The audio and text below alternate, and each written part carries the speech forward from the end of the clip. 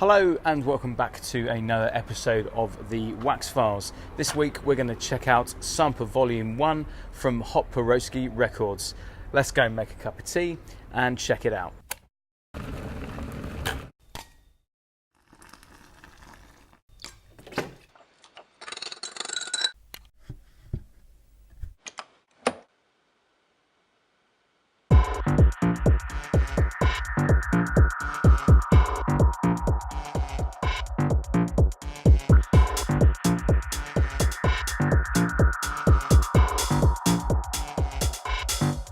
Hello and welcome back to the Wax Files from Underground Music Review. You are here with me right now. My name is Nilo. Hello.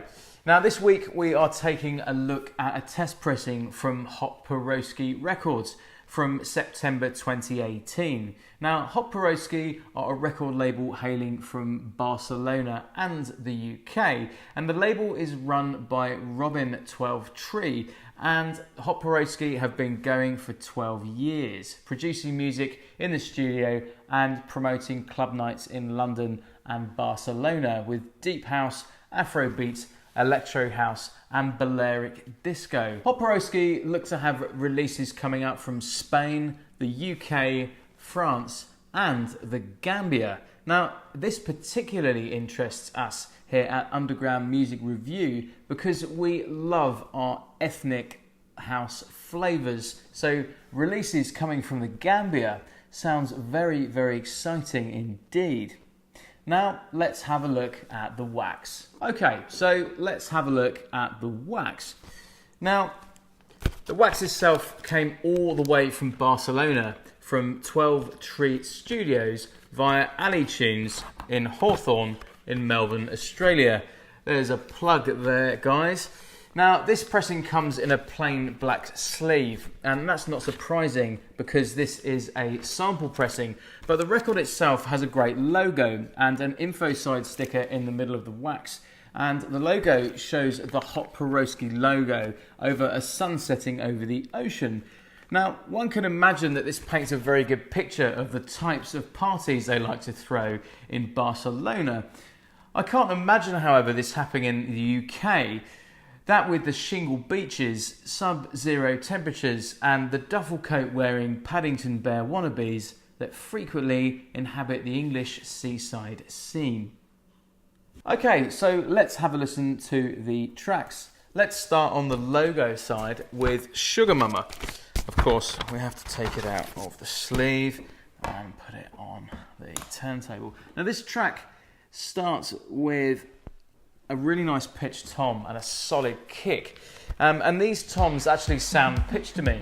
Now these toms sound tuned, which gives a really melodic flavour from the outset, over with what I like to call a ghost vocal and a stab. So this ghost vocal offers some really nice vocal rises in between the stab. And there's a few techniques for vocal risers, and of course this is one of them. Nicely processed here with some reverb. They sound like they're panned, but they're actually not. When you play this in mono, the vocal is exactly where it should be, in my opinion, and that is slap bang in the middle. Now the transition here is the vocal yeah stab before it drops into what sounds like the main theme. However, this track unfolds when Robin peppers in some other vocal samples into the main theme, and he peppers in some other lovely good stabs here too in the mid-range, which are later subject to a question and answer riff, which sounds like an organ sample. Now this vocal sample is actually Stevie Wonder from a live performance, accompanied of course by the crowd at the time of the recording, and the noise is particularly welcome, and I'm really fond of this in music, and if it's on vinyl then even better. And this gives great depth to the track, and even though the vocal sample is in mono, the original recording, there it is. Lovely vocal by Stevie Wonder. Now, obviously, the depth in the mix by naturally pushing the crowd to the back of the mix here is, some might say, a nice hack. And I will say it's actually a very cleverly picked sample, a well thought out too, so kudos to Robin here. Now the bass line here is cleverly wanders around the theme of the vocal, and as the track drops in, the theme reveals itself and it really sets in and grabs the listener into an amazing groove.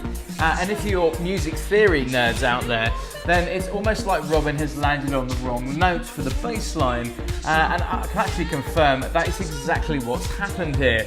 It seems like the bass line is working in a different mode to the vocal, and it actually just works. So happy accidents are actually really great in this kind of music. So there we go.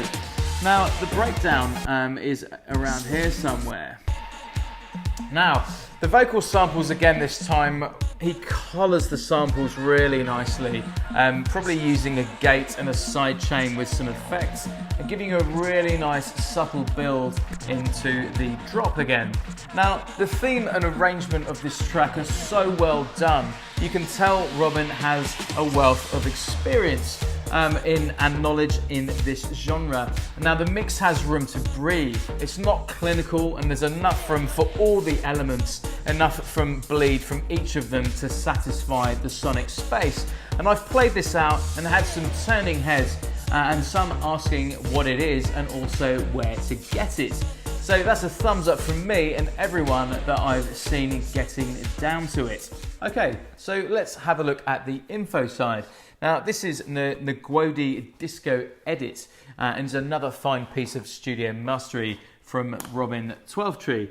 So this track actually starts with a kick and a tambourine, a shaker and a bass line, and it seems to be EQ'd on a low pass filter, and as the track plays towards the half a minute mark, it drops and comes in with some bongos and some congas. So the bass line is particularly wonderful in my opinion. It walks around and it loops perfectly to position the listener in a state of flow throughout the track, and it really glues the mix together. This track mixes really well with the late 70s disco and early 80s new wave or Italo stuff. I've tried it with Blondie's Rapture from Chrysalis Records, and might I add, Blondie, what a babe. And Hall & Oates, I Can't Go For That from Arista Records, and also a lesser known track called Boogie Land by Ike Strong on Wilco Records. And it's great to see Robin has tipped his hat in a classic Englishman style towards the disco movement, as our house roots have so much to thank the movement for, so gratis points there. Now this track vibes on with the vocals cutting through the mix, and I just love the rawness of the vocal here. The harmonic distortion lends itself particularly well to the vibe, and of course the warmth the vinyl gives it is a buttery sheen for the finish. Now the turnarounds are playful too, and I love that classic disco hi-hat groove.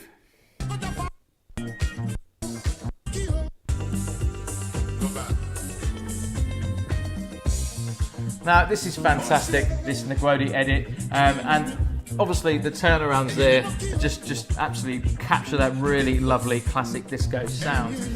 Now sometimes I find disco edits to be quantized, and you know, I remember when I started to mix disco, they were a pig to mix. Now I learned to mix vinyl with disco, and firstly because I love disco, and secondly because it was 50p a record at the local charity shop, so you could snap up all the wonderful throwaways when everyone was into CDs, and of course it was very cheap. Now why would anyone flag that up? Well, if that's just me, then fair enough. But when I take a disco set out and play it out live, there's nothing quite like making a lovely mix on classic disco and being able to pull it off with the tracks speeding up and slowing down. Now, you can actually buy this vinyl on Bandcamp or wherever you are lucky enough to find it. Copies are selling out fast, so get down your local record shop for a rake or get online and get yourself a copy. Now, see you next time on the Wax Files. Don't forget to check us out on Instagram at UMRTV, Twitter at Underground Music Review, and YouTube. Now, if you have joined the Voice First revolution, be sure to find us on the Alexa Skill Store and the electronic music news, the house charts and the techno charts skills on there too. Now, we'll be back next week with another Wax Files. Stay cool and we'll see you then.